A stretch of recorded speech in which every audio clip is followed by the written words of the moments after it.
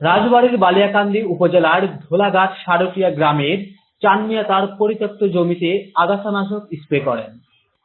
ফলে ওই জমির আশেপাশের পাট ক্ষেত নষ্ট হয়ে যায়। সারটিয়া বাড়ি চান মিয়া, এখানে সে পেঁয়াজ লাগাছিল, পেঁয়াজ উঠানোর পর ঘাস হয়েছিল, সেই ঘাসটা কী ওষুধে মারছে আমরা জানি না, এবং আমাদের এলাকার লোকজন তাকে নিষেধ করছে, সে মানে নাই।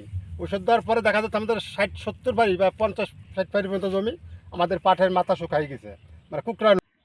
ক্ষতিগ্রস্ত কৃষকরা বলেন, চান মিয়া তার জমিতে পেঁয়াজ চাষের পর পরিত্যক্ত অবস্থায় ফেলে রাখেন। সম্প্রতি তিনি জমিতে আগাছানাশক স্প্রে করেছেন। ফলে বাতাসের কারণে ঔষধ আমাদের জমিতে এসে পড়ে এবং পাটের বাড়ন্ত ক্ষমতা নষ্ট হয়ে গেছে। এখন পাট কুকড়ে মুকড়ে গেছে, এ পাট আর হবে না। আমরা জমির মালিককে বিষয়টি জানালেও তিনি কোনো গুরুত্ব দিচ্ছেন না। আমরা বিষয়টি নিয়ে অভিযোগ দায়ের করব। আমরা ক্ষতিগ্রস্তরা ক্ষতিপূরণের দাবি করছি। এরকম আছে বুঝছেন, কিছু ওষুধ আছে যে বাইরে ক্ষতি হয় না, আর কিছু আছে যে বাতাসে যতদূর যায় এতদূর ক্ষতিগ্রস্ত হয়ে যায়। মানে ওষুধও এক না, কাজও এক না।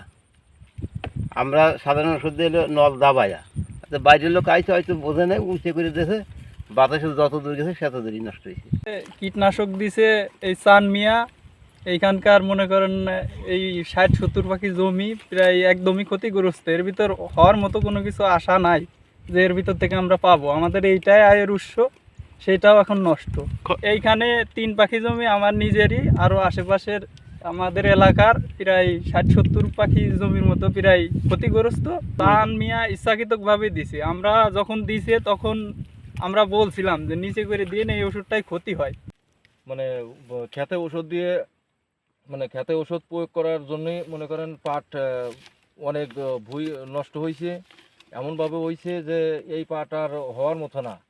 আর যে ভুঁই হয়েছে যে নিম্নত না হলে 50 থেকে 60 পাখি ভুঁই, পাট হবার মতো না।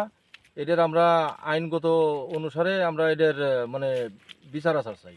তবে ক্ষতিগ্রস্ত কৃষকদের প্রণোদনার মাধ্যমে পাশে দাঁড়ানোর প্রতিশ্রুতি দিয়েছে কৃষি বিভাগ। কেউ যেন এ ধরনের শত্রুতা না করে। শত্রুতা করেই হোক বা অসাবধানতায় হোক, সঠিক নিরাপত্তা নিয়েই এসব স্প্রে করা উচিত। ক্ষতিগ্রস্তরা যদি থানায় মামলা করেন তবে আমরা তাদের সহযোগিতা করব। এই ধরনের শত্রুতা না করে, শত্রুতা করে হোক অসাবধানতা বশতই হোক, এটার প্রপার সেফটি নিয়েই এগুলো স্প্রে করা উচিত, এবং ভবিষ্যতে এই ধরনের কোনো কর্মকাণ্ড যাতে না ঘটে, ওনারা যদি চায় থানায় মামলা করবে, সে বিষয়েও আমরা তাদেরকে সহায়তা করব। ধন্যবাদ। নিউজ ডেস্ক, আপন দেশ।